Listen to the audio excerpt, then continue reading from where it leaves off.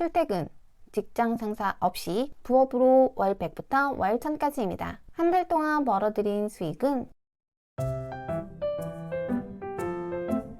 월급 외에 현금을 올릴 수 있는 방법 11가지에 대해서 설명해 보려고 합니다. 잠자는 동안에도 돈이 들어오는 방법을 찾지 못한다면 당신은 죽을 때까지 일을 해야만 할 것이다. 워렌 버핏님의 말씀이시죠. 저는 현재 11가지 부수입을 만들기 위해 노력하고 있습니다. 한 가지나 잘하지 이도 저도 안 돼 말씀하시는 분도 계실 거예요. 하지만 저는 다 유기적으로 연결되어 있다고 생각해요. 여러 가지 파이프라인을 만들어 놓아야 돈도 여기저기서 들어온다고 생각합니다. 첫 번째로는 가장 큰 수익을 준 건 부동산이에요. 지금은 경기 침체로 부동산 자산이 많이 쪼그라들었지만 내 집이 있다는 안정감은 돈으로 환산할 수 없다고 생각해요. 평범한 회사원이 돈을 모아서는 절대 집을 살 수 없다고 생각합니다. 저는 신혼을 인천의 싼 월세로 시작했어요. 아무런 경제관념도 없었고 친정시댁 도움 없이 시작했습니다. 그런데 아이가 생겼고 그때서야 내 집 마련이 절실하다라는 거를 알았죠. 그때는 대출을 받는다는 게 너무 무서웠고 어떻게 갚아나가나 막막했지만 아이를 위해 집을 연끌해서 마련했어요. 신혼이라 집을 깔끔하게 꾸미고 짐이 없어 높은 금액에 팔 수 있었어요. 덕분에 더 입지가 낮고 연식도 그리 오래되지 않은 아파트로 갈아탈 수 있었습니다. 저는 그때 공부를 따로 한 건 아니었고 집을 깨끗하게 해서 높은 호가에 팔려고 노력했고 서울 쪽으로 바라보며 이동을 했어요. 너는 좋은 시기에 한건이가 잘 된 거지 자랑하냐? 하시는 분도 많이 계시죠? 하지만 지금 또 그 부에 올라탈 수 있는 기회가 왔다고 생각해요. 제가 샀었던 아파트 가격이 많이 내려와 전 가격으로 금매가 나와 있더라고요. 집은 제가 갈 수 있는 가격선에서 가장 좋은 곳으로 가려고 알아보고 또 살다 보면 제가 가고 싶어 하는 곳과 가격이 붙을 때가 있어요.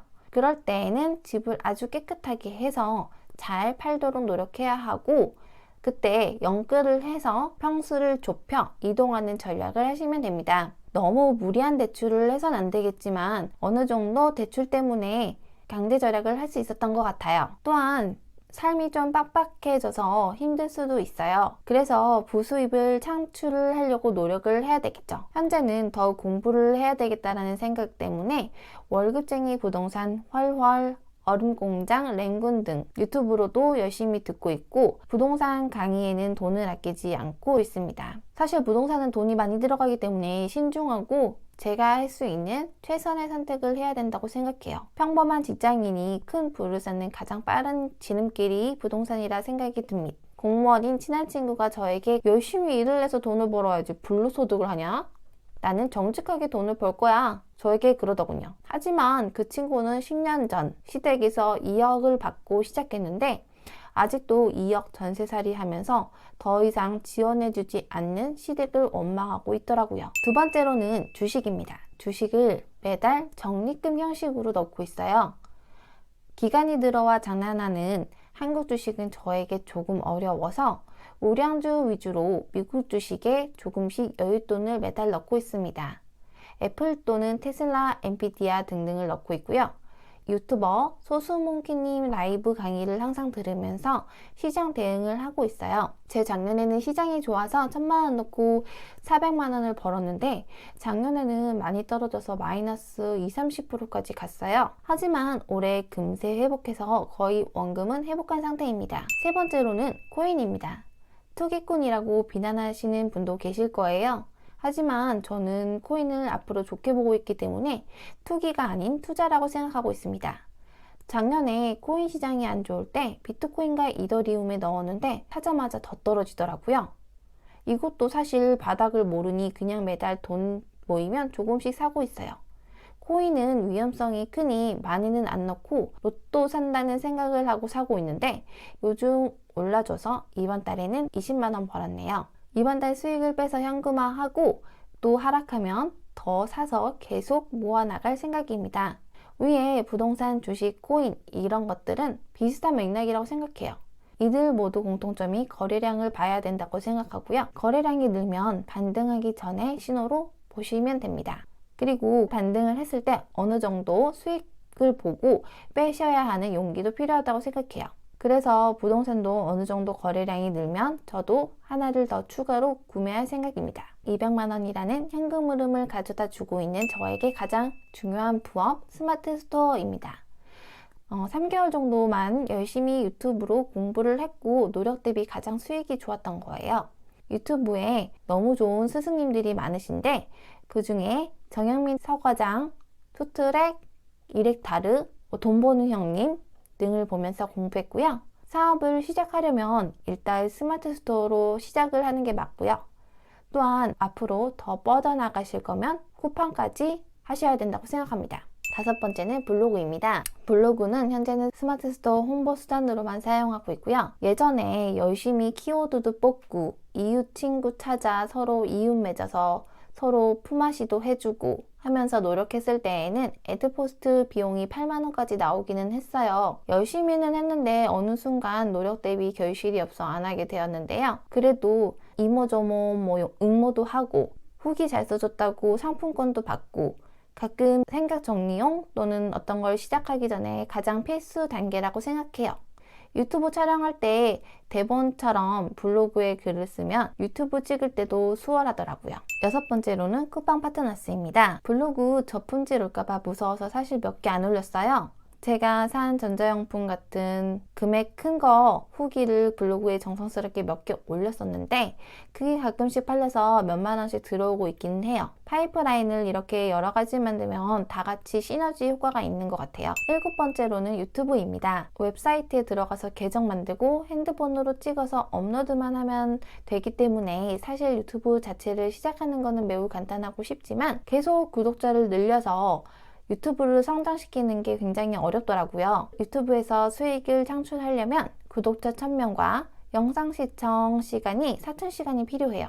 유튜브 수익은 아직은 없지만 제 스마트 스토어 물건을 홍보하는 수단으로 쓰고 있어요. 두 개의 채널이 있는데 한 개의 채널은 제가 스마트 스토어에서 팔고 있는 아동 교구를 저희 딸과 함께 교육하는 것을 올리고 있어요. 또한 다른 채널은 아이들 교육 관련해서 유튜브를 찍고 있는데 만든 지 2개월 만에 현재 구독자 500명이 넘어 조만간 1000명을 찍게 되면 수익 공개하도록 하겠습니다.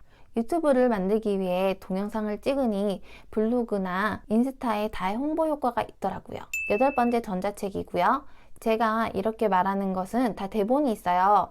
이 대본을 전자책으로 만들어 보는 거예요. 전자책은 전문 분야가 아니더라도 후기 및 리뷰 등 다양한 컨텐츠로 나만의 특별한 책을 출간할 수 있어요. 예를 들어 어떤 분은 의뢰인이 원하는 문구를 손수 100번 써주는 걸 하시는데 돈을 많이 버셨다고 하더라고요. 누구누구는 성공할 수 있다 이런 식으로 100번을 직접 손으로 써주시는 거예요.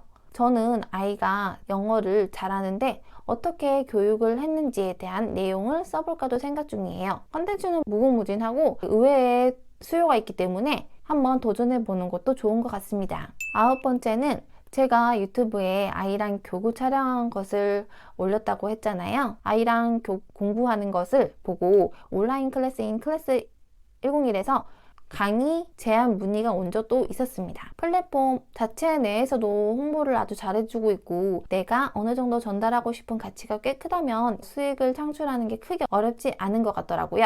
열 번째로는 무인 크림 가게 또는 인형 뽑기, 공유 오피스, 무인 카페 등이 있겠네요. 이러한 사업의 공통점은 인력이 필요 없다라는 거예요. 동네 지인이 신도시에서 인형 뽑기점을 했는데 그래도 월 300만 원 정도 벌고 있고 인형만 가끔 가서 채워준다고 하더라고요. 일단 세팅만 된다면 인력이 크게 필요 없는 사업이고 인기 있는 종목을 잘 선택해서 입지 좋은 곳에 설치해 놓으면 좋은 부수익거리가 된다고 생각합니다. 마지막으로 11번째는 임대 사업을 하는 것입니다. 내가 가지고 있는 공간을 빌려주고 또한 그것을 돈으로 받는 거죠. 하지만 공간이나 자산을 보유하고 있어야 되기 때문에 임대를 주기 위해서는 전문적인 부동산 지식 등이 있어야 되기 때문에 아무나 들어갈 수 없는 진입장벽이 굉장히 높은 부수입이라고 생각은 듭니다. 동네 엄마가 빌라를 경매로 낙찰받아서 월 80만 원씩 들어오더라고요. 그래서 너무 부럽더라고요. 임대업은